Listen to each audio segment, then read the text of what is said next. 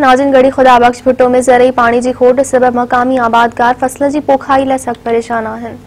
पेश आहे असमतुल्ला भट्टी जी ही रिपोर्ट। जी नाज़रीन, जी त हिन वक्त अॼु मौजूद आहियां गढ़ी खुदा बख्श भुट्टो लॻ जेको आहे सो सिम शाख ते, जिते जेको आहे सो गढ़ी खुदा बख्श ऐं उनजे भरपासे इलाइक़नि में जेको सारियालो फसल आहे उनजी पोखाई जारी आहे।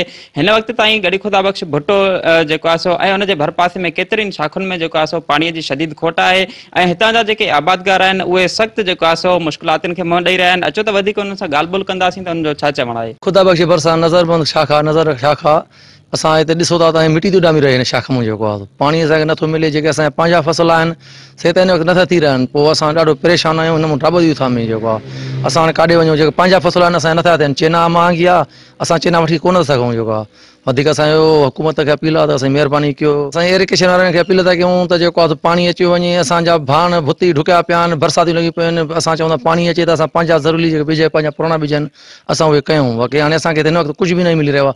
असांजो माल बीठो चरे थो हिते उञ मिली रहियो आहे। पाणी जो ढुक कोन्हे को त असां माल खे पाणी पीआरियूं। जेको आहे असां ग़रीब आहियूं, बनी ॿारो कयूं था, पाणीअ ते पाणी कोन्हे को, मेहूं उञ थियूं मरनि, असां पाण उञ था मरूं। पाण पयल आहे, डोयल आहे, कुटा बुटा डोयल आहिनि। पाणी अचे त भाउ ॿिज पोखियूं, पाणी छॾियूं न ॿिजनि में, हिननि में ॿिज बि पोखींदासीं, पोखां थींदियूं न भाउ, ईअं हाणे काॾां थींदियूं। असां मुतालबो था कयूं त जल्द मां जल्द 12 शाख में पाणी छॾियो वञे। मिड़े महिरबानी कयो सरकार। कैमरामैन जावेद हुसैन जलबाणी सां गॾु असमतुल्ला भट्टी, मेरान टीवी।